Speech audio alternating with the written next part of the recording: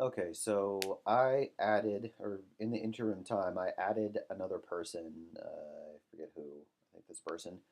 So there's now 5 contacts in my civiCRM. There's 4 over here, so let's see if it is refreshed. Okay, so I made a change over here on civiCRM, and it automatically synced with, or rather, after I hit sync, it synced with MailChimp. But a problem that I've come into contact with this program is that I can't get it to go the other way. That is, um, if I add an email address to the list on MailChimp, then it doesn't automatically sync to civiCRM.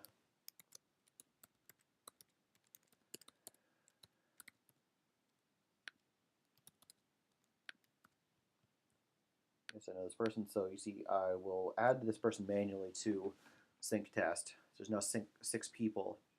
I'll do a MailChimp sync, and I'll give it a minute or so. But I've tried this, and it never actually does for me.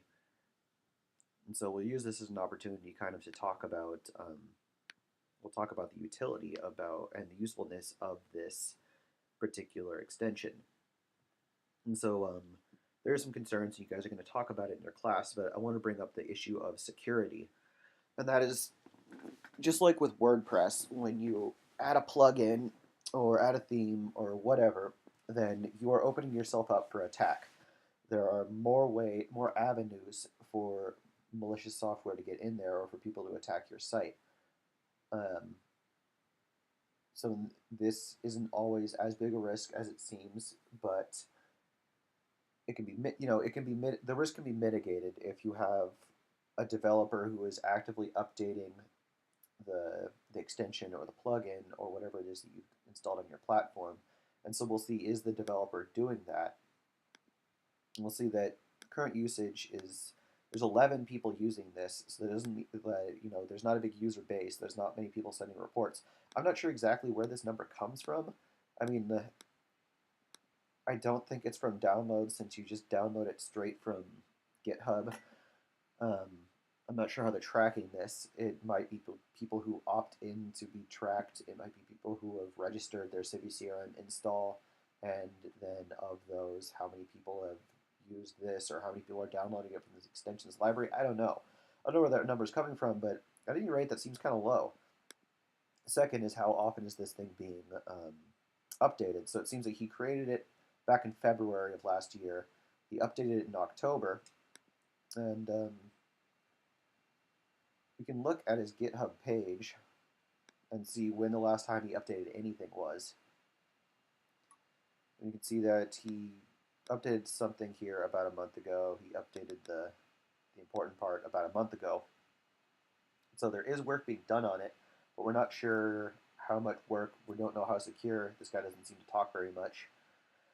And so there's the issue of security. The second issue is, why exactly do you feel that you need this?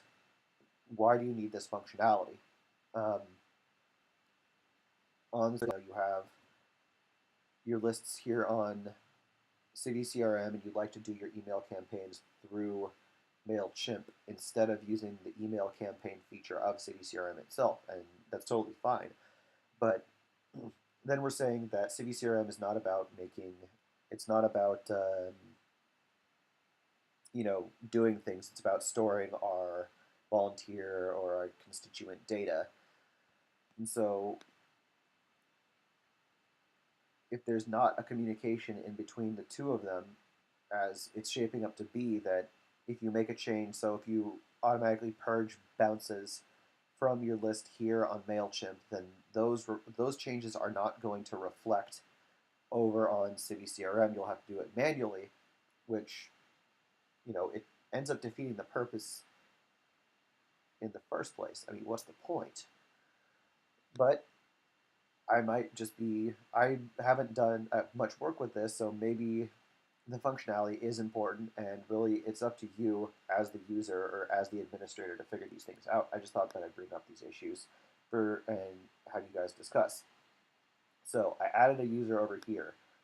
Does it refresh over here.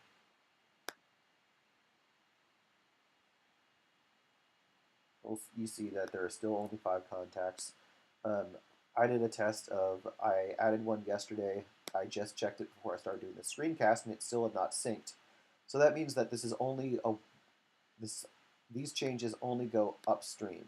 So any kind of manipulation you do to this data over here on MailChimp will only stay on MailChimp. So just thought I'd bring up these issues. If they concern you, they concern you. If they don't, they don't. But just be wary of that. All right, I hope this was helpful.